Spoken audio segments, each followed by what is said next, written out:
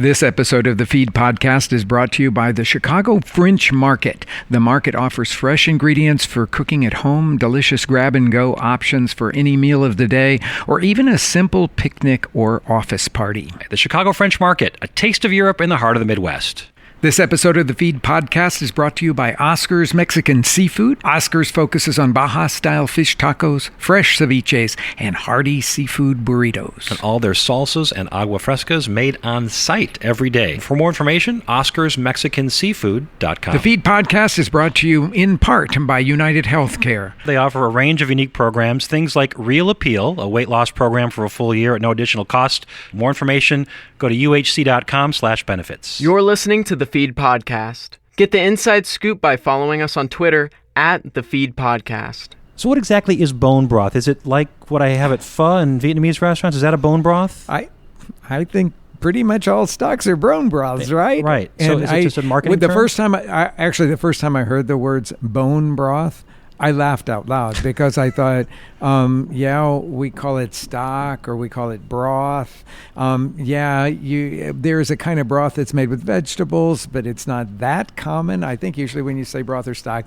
you refer to something that has bones in it. Now, I'm beginning to soften a little bit because I'm understanding bone broth is supposed to be richer and definitely has roasted bones. And you think of it as something that you just eat in or drink out of a cup. Right, like Marco Canora from Hearth in New York has got a place, like at Brodo or something, right? Right. But we do have to keep in mind, people, that we have been making this for a long time. It is not something that is brand new. It's not brand new. No, coming up on today's show, we're talking about the basis of any good bowl of soup by digging down to the bones, that is, the broth they create. From the basics to making one to a Japanese icon, even a pair of entrepreneurs who are making bone broth the basis of their business. Stay with us. We make no bones about it. We just let the bones do all the work. This is the Feed Podcast. I'm Steve Dolinsky, a food and travel reporter at ABC 7 News, the Chicago Tribune, and Canada's Globe and Mail. And I'm Rick Bayless, the chef and owner of Chicago's Frontera Grill, Topolo Bampo, Choco Leña Brava, and host of Public Television's Mexico, One Plate at a Time. And every week, the Feed takes a deep dive into the world of professional chefs, restaurateurs, food artisans, and drink experts, sharing their stories and uncovering their passion for food and drink.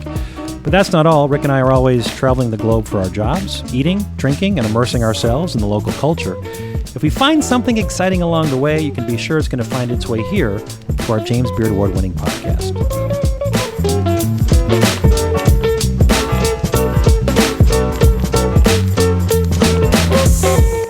What does culinary school teach about broths or stocks? Stocks have got to be one of the building blocks of cooking. It certainly is, because all culinary school is based on European cuisine. And in European cuisine, the whole focus is to get as much meat flavor into as many dishes on the table as possible. It's a meat-based cuisine. So the first thing you learn is knife skills and stock making. And they teach you how to roast the bones and how to make your mirepoix, your ingredients that are going to flavor it, usually celery, onions, carrots, aromatics that go in there as well. And then you put it on and you just boil it, not boil it, I have to say, simmer it for hours and hours. You scroll through people's Instagrams, you see people making bone broth, or CSAs, community-supported agriculture, advertising bones for broth, specifically, right? You search Whole Foods bone broth. Several options come up: powder, protein, collagen, broth. Did this become popular because somebody on the East Coast or the West Coast was doing it? I heard it was a lot having to do with paleo diets, that it's one of those things that fits beautifully into that way of thinking about things. Yes, broth is very rich in all kinds of properties. Okay, so there's the vitamins, minerals, things. There's the collagen in there. It's just healthy for us. I mean, let's just scroll right back to chicken noodle soup. Right. And how chicken noodle soup has been proven to be one of those things that can make you feel better because it's a concentration of all the nutrients that we need. Tressa Yellig's business in Portland, Oregon is called Broth Bar by Salt, Fire, and Thyme. And Tressa joins us in our first segment today. Tressa, welcome. Hi, Tressa. Thanks. So how did you get the idea for this business? Well, the business itself took a lot of forms. The whole point initially was to try to just create a resource for traditional foods when people were trying to find their way back to let's say, functional lifestyle eating that had a medicinal component. And as the business changed forms, it slowly became more of a product line, and the most foundational product in there being the bone broth. And it's funny because we've been selling it out of the kitchen for years for people that were really sick, that were looking for it specifically. And it wasn't until about 2 years ago that it got really, really popular and, became kind of our flagship product. And that was when we decided it was our moment to try to increase accessibility and go real public with this. So you said that you've been making it for a long time, but what did you call it before? Did you always call it bone broth, or did you call it just broth? We always called it bone broth, and I'll tell you why. Wow, you guys are way ahead of the curve. That's all I can say. and different types, too, right? Like lamb, beef, chicken? Yeah, we've got 7 different flavors. Okay, so how do you make your bone broth? Yeah, because it's very specific, right? I've read up about you got to make sure you blanch properly. Do you blanch skim your bones? And what do you do? What we do is we get really beautiful pastured bones, and we, add a little bit of acid to our water and give them a minute to start hanging out in there. And then we add some heat and keep it under a boil, actually under about 200 degrees, and let it hang out there for about 72 hours. 72 hours. So you don't blanch those bones before you bring it up and hold it? Nope.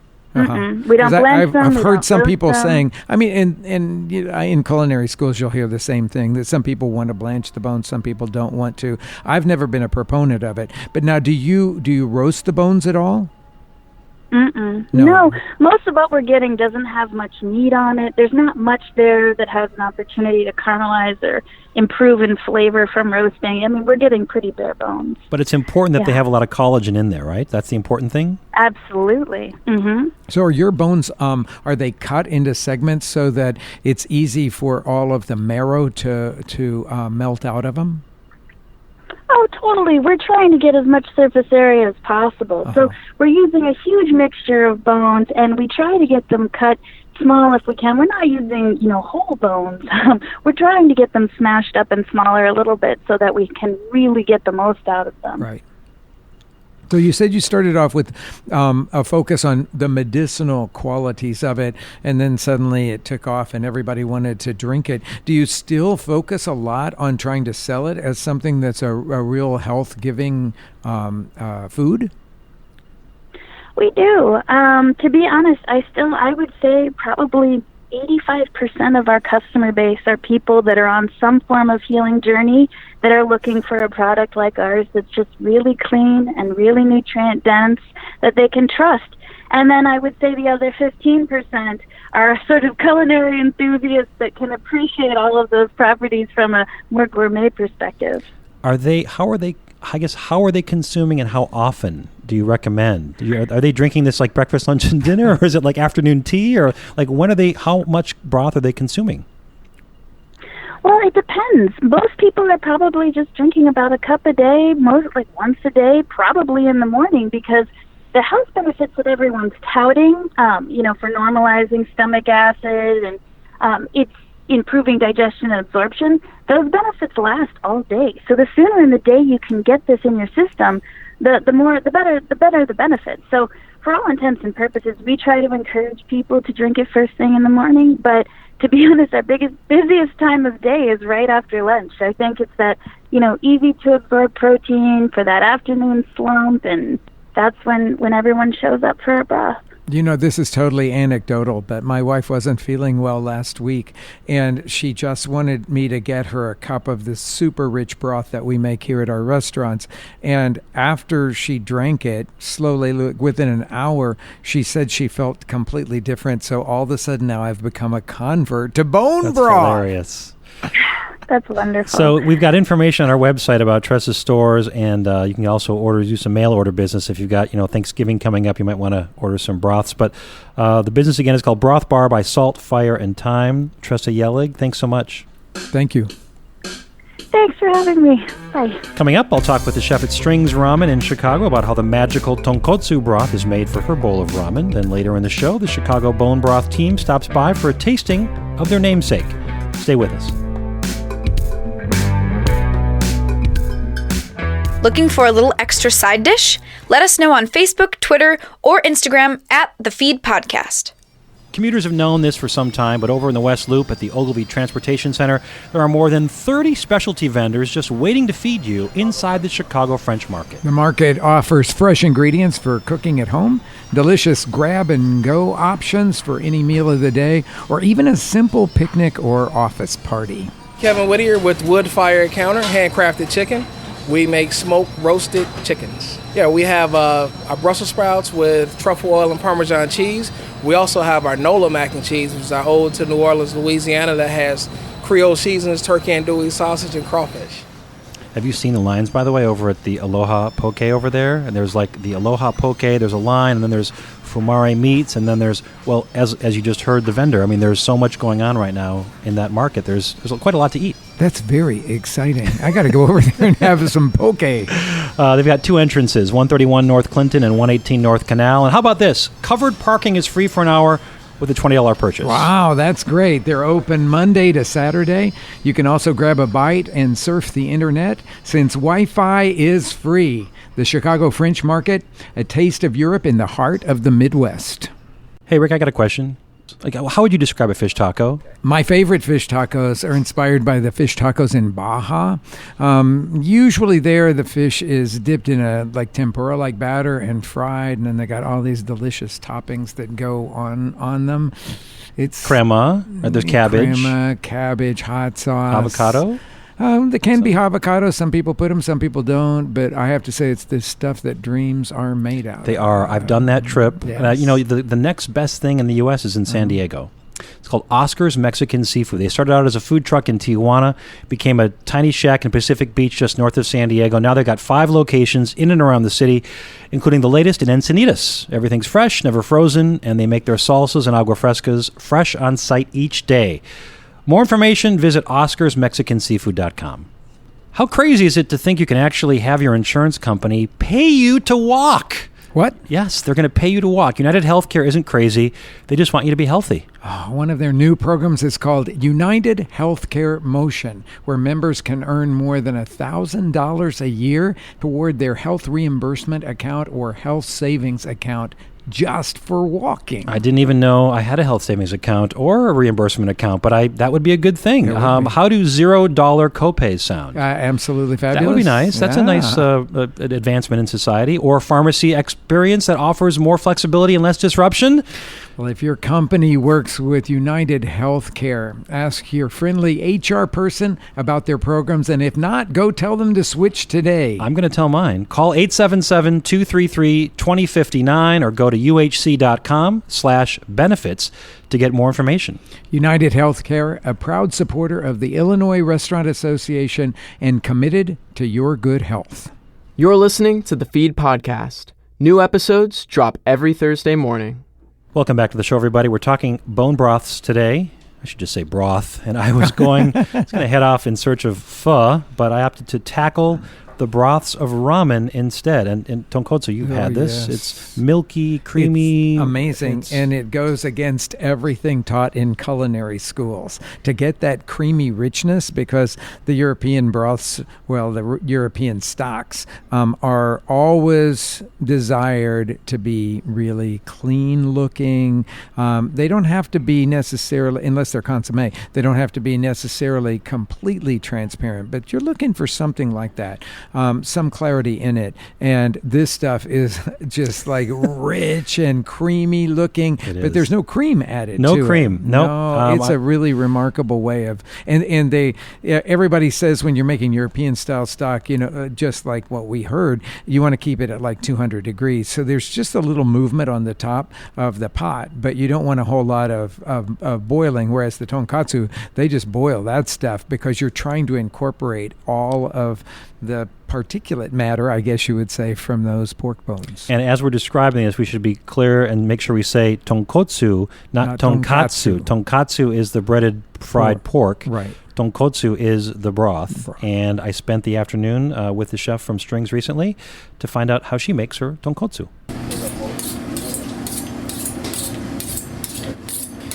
Chef Katie Dong sharpens her long knife, then gets to work on some large daikon radishes and enormous stalks of fresh ginger.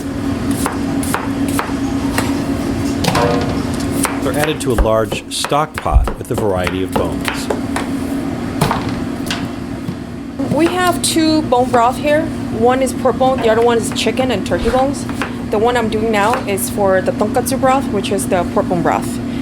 I'm cutting daikon and ginger root now, which is the base for the pork bone broth. We also put other vegetables such as kombu, which is the seaweed from deep ocean that brings more aroma and flavor to the bone broth. So it's really this sort of meatiness from the bones, but also this salinity or the umami, I guess, Yes. from the sea. Yes, absolutely. We do use pork face and ham bones. There are 2 different type of bones in our tonkotsu broth, which is a lot of fat going on there. So we like to use the kombu and the daikon to give it more sweetness. And also it cuts off the fatness from the broth. A cook with a giant steel paddle about the length of a baseball bat stirs up the tonkotsu broth, which has been boiling away for 2 days. This is how our process goes. We always have the fresh stock going on left side. As you can see, the pot is quite bigger. The smaller one is after 2 days. This has been boiling for 2 days. Yes. So this is the chicken and turkey bone stock. So now it's lightly yellow and creamy color. We like to get more collagen out from the bones. And also, when we cook the pork bone stock, we have to control the time and temperature of the heat when we're cooking it. So we get that perfect creamy thickness and the flavor. The density of the pork bones are more than the chicken bones, so they're harder to cook down, but we like to use more time to cook the bones. It will bring out more creaminess. The first day we boil on low heat to get the aroma out. So you have to actually monitor it and skim it and kind of keep an eye on it, okay? You can't just let it go, right? And then day 2, what do you do? Change the temperature? Day 2, change the heat. We're gonna cook on high heat, medium to medium-high heat for about approximately 12 hours. And then we have to shut it down for, let it sit. So the bones will be aging in the stock. The aging process, it's like let the bones set in the broth, so it's gonna separate it, the fat flow on top, the golden broth in the middle, and the dust sits at the bottom.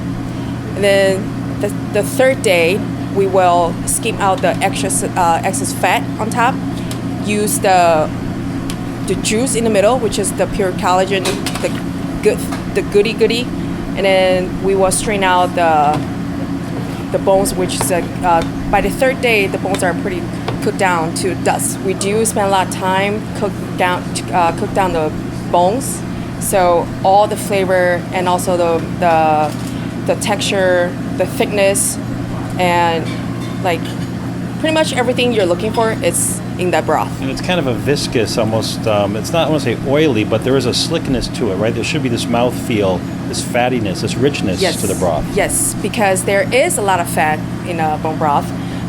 That's why we're using high heat to cook on the second day to let the fat to blend in with the water. We're making the pork bone broth more creamy. I asked Dong about something I've seen in other ramen kitchens, a long extended arm faucet slowly dripping water directly into the tonkotsu stock pot to compensate and balance the amount of liquid that's evaporating from a steady boil. That's what we do here too. But instead of we dripping water all the time, we are actually adding water time by time, little by little, because we have it's a huge pot, so we have to stir this every once in a while, every 15 or 20 minutes. So it's a one man's job, so a person has to do this all day. All night long too? Sometimes if we have to, yeah. Is there somebody here like when it's dark outside and there's nobody around there? Oh yeah. Somebody's me. Wow, that's you. Okay. I asked Dawn to show me how she assembles a bowl. First, she asks a cook to drop an order of noodles, homemade by the way, into boiling water for 45 seconds. One noodle down. Then she crisps up a large slice of previously cooked pork belly in a skillet. While that sears, she begins adding a few items to the base of a deep bowl. A swoosh of roasted garlic paste, a small ladle of sauce saved from cooking that pork belly, a little bit of belly fat to gild the lily, then a drizzle of both sesame and scallion oil. Finally, the creamy white steaming tonkotsu broth, followed by the noodles. You can see the sort of the globules of fat on the top of the surface, which I always love to see because that means there's flavor there. Flavor and as well as keep the temperature hot.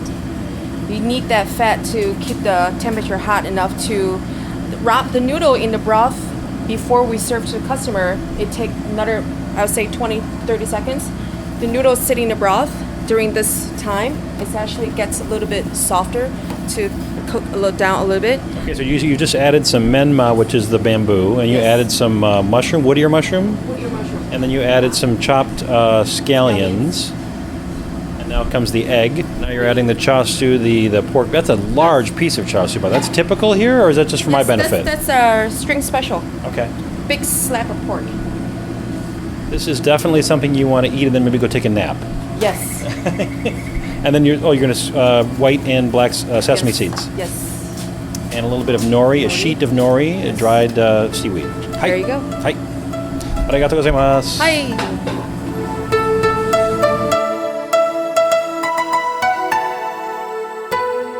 So I've had a couple of sips of this now, of this broth, and you were saying that it's different in different seasons. You actually do a different seasonal broth 4 times a year. You're doing a different kind of tonkotsu? Yes. It's always same broth, same cooking progress, but we add different things to the bone broth.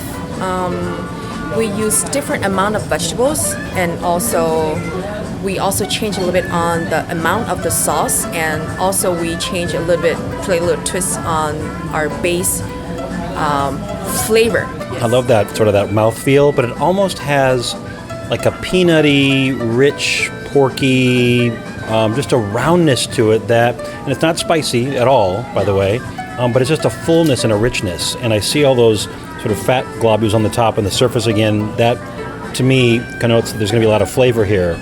But it's almost, is nuttiness a characteristic that you find in this? Yeah. The pork bone broth, it's so creamy, and we take so much time to work on it, and we have to make sure every pork bone broth, by the time you're drinking it, it has to give you the flavor and the creaminess, and you have to feel smooth.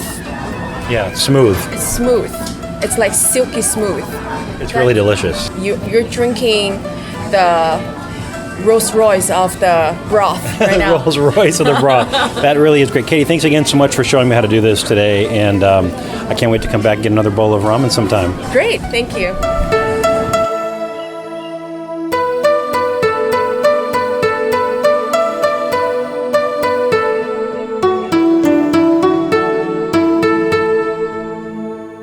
I'm usually good about portion control and knowing when to stop, but I could not stop slurping the noodles in the broth. It was so rich because she kind of gilds the lily also with the little extra fat and the pork belly broth and all this other stuff. Oh, man, that stuff is amazing. Really, really good and great for this time of year. Well, coming up, a pair of entrepreneurs here in Chicago have dedicated their lives to spreading the gospel of bone broth. We're going to meet them and taste a few. Then Rick and I wrap things up, and we're going to preview some scenes from next week's show, so stay with us.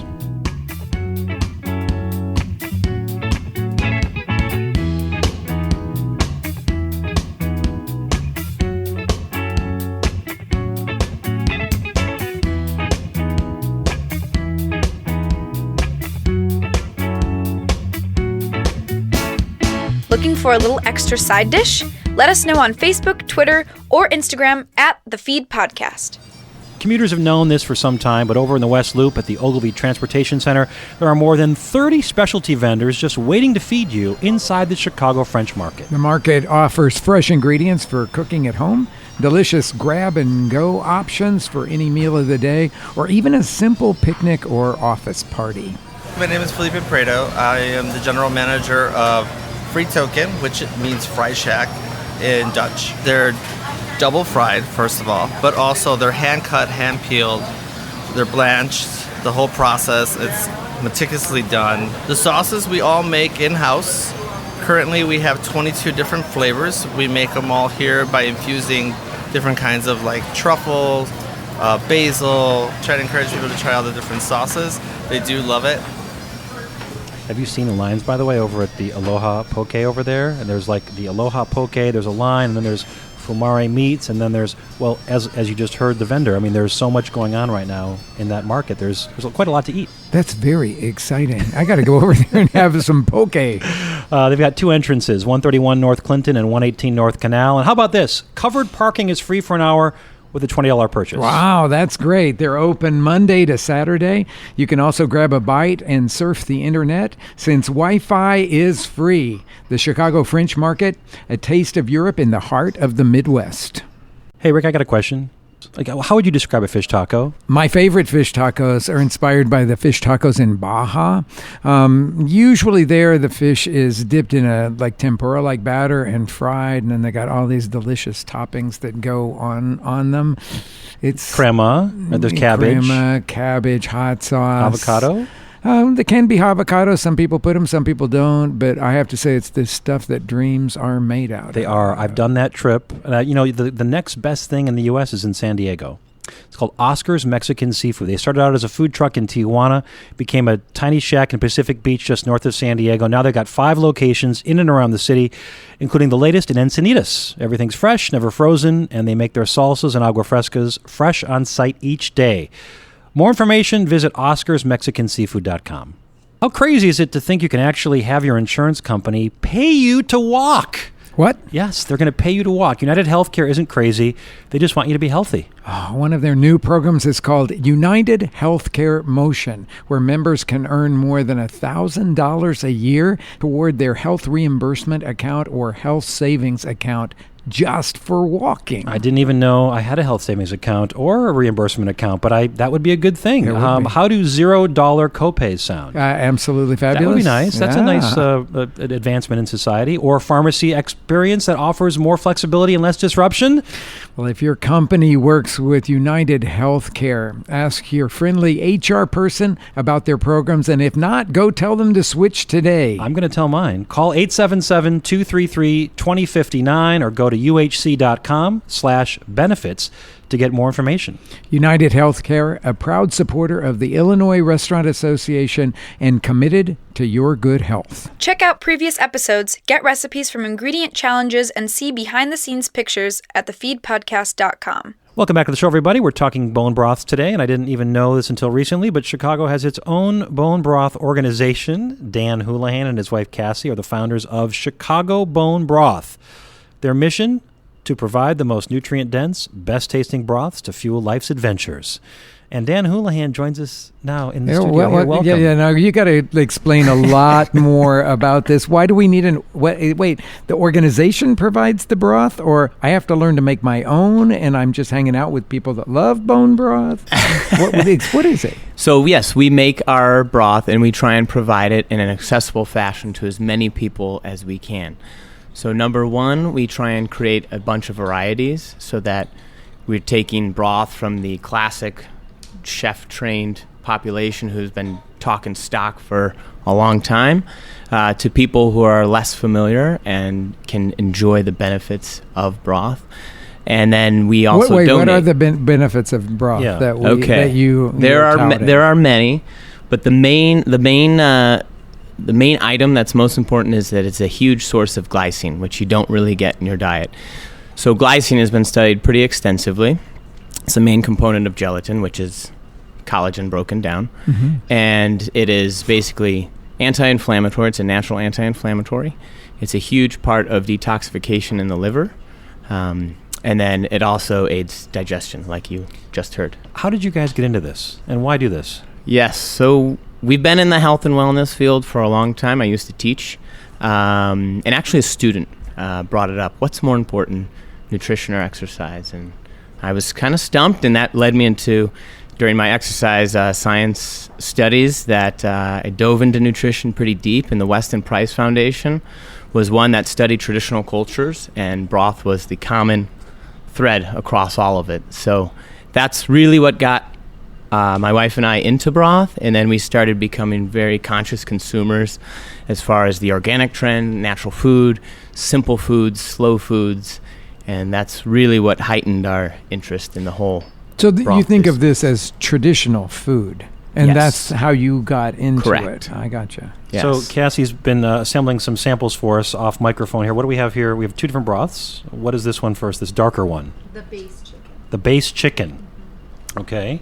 So tell us how this So was this made. is- Are you blanching the bones and roasting the bones and then... So with our chickens, we do not roast the bones. We use necks, backs, feet, and stewing hens for our flavor. And in our 2 base flavors, chicken and beef, because we go through the more medicinal route, we don't add the classic onions or some of the other aromatics because of the allergy issues that come up with that, because it's a FODMAP, which is tough for people to digest sometimes. So we simply have our chickens, our carrots, our celery, and then some herbs. Celery. Why celery only? Because it's fairly simple, although I know, I forget the gentleman's name, the Science of Cooking says never use celery. How I think he's very anti-celery. Okay. Well, I happen to be anti-celery too, but Yeah. that's only a personal preference. Sure. I just don't really understand why celery was ever created. I mean, it's like There is a little... what is that? For There's a ants on a weird- log, of course. There's more than a whisper of celery in There's this. more than a whisper of celery, Yeah. but it's not. As much as I dislike celery flavor, it doesn't, because there's a lot of richness from the bones in there. I don't find it to be like, I don't know, unbalancing those flavors. Let's just say it that way. Yeah. This has been... you've strained this quite a bit too, yeah? Yes, yes, definitely. So that was another issue is people who are struggling with digestion sometimes have a hard time if their gastric juices are not in place, have a hard time with fat. So we leave a little bit of fat, but it's a very small amount so that it's not Well, problematic for them. it's satisfying. It It's is very satisfying. Yeah. What is this other, the lighter one? So that's it looks like our lemongrass chicken. Lemongrass chicken. Oh my goodness. A little Oh, bit the of nose lime. is... A little bit of lime. And spicy. It's got a, Oh, it is- it's got a Whoa. little, Now I have to. I have to. Yeah, right. I wonder if I'll be it's a able little to talk tang now. and a little heat. It's right. a little Yeah. bit of heat. Yeah, that's from Chili's? From Thai chili? Yeah. Wow, that's an eye opener.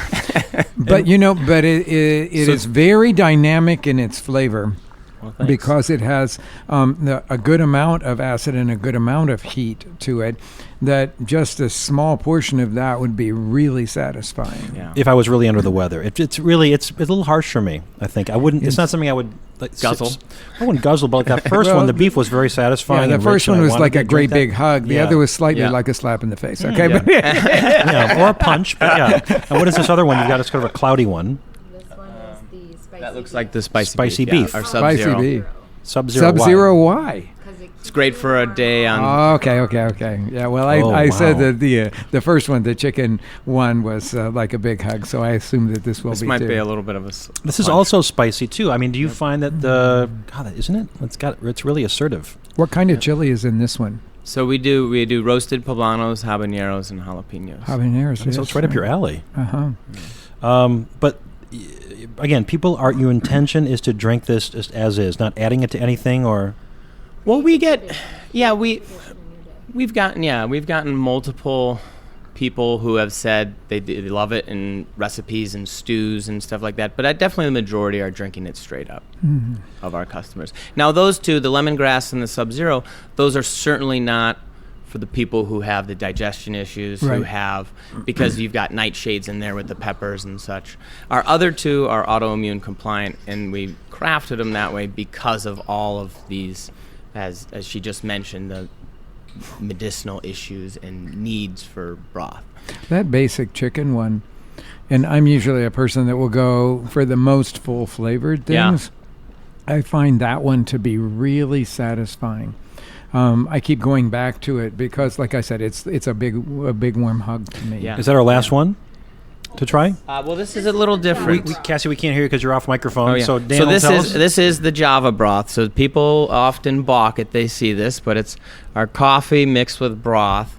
And again, we try and make things accessible. So we did a 50-50 blend of broth and a little bit of cacao, and we used dark matter coffee because it's pretty outstanding. That's really interesting. So. Not what I expect. Now that's good. Wow, That's cold though. It's not. It is warm cold. Yeah, like right. the other ones. Yeah, Okay. exactly. So yeah. Oh, that's good. That's And But there's I'm a not little getting bit I'm not getting a strong broth presence in it.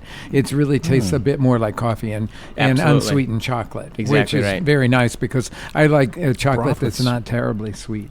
Yeah. Oh, wait, no, Cassie just poured us another one. What is this? Another warm one. It's the plain beef. Oh, this is our Simply Beef. Oh, okay. It's just the regular. Oh, I love that. That's great. Oh, me too. Yeah, really nice. So how do people get more information about what you're doing? So online, ChicagoBoneBroth.com. It's very simple. And we do delivery, and we're also at a couple stores around where you can roll in and pick it up. And we'll have all the information on our website as well. Perfect. All right, Dan Houlihan, Casey, thanks so much for coming, Thank you guys. so Thanks for the much. broth. This you is guys. great. Appreciate All it. right. We're taking next week off for Thanksgiving, but coming up in 2 weeks, a chat with the doyen of American food. It was after we decided to get a forager to be on our staff that we really were able to find the people who cared about the varietal they were planting, who cared about when it was picked, and obviously how it was grown. We'll talk with the legendary Alice Waters about her latest book. Now, you can always contact us on Facebook, Instagram, or Twitter at The Feed Podcast. Another plus is that you can check out our ingredient challenges, get recipes, and other information about previous shows by simply visiting our website, thefeedpodcast.com. And don't forget to subscribe, and please rate our show on iTunes. Be sure to follow me at Rick_Bayless. And I'm at Steve Dolinsky. Again, we're everywhere you can find podcasts, the Apple Podcast Store, as well as SoundCloud and Stitcher and iHeartRadio. We've also got a group now on Facebook, The Feed Podcast. More information about all those bone broths we talked about on our website as well. I produced today's show along with Linnea Dominic, who doubles as our intern. Max Dolinsky supervised today's music. Bureaucratic wrote and performed our theme song. And The Feed Podcast is edited by Matt Cunningham at Truthful Enthusiasm. Whether you're an individual or institution, get your story online with truthfulenthusiasm.com. Thanks for listening, everybody.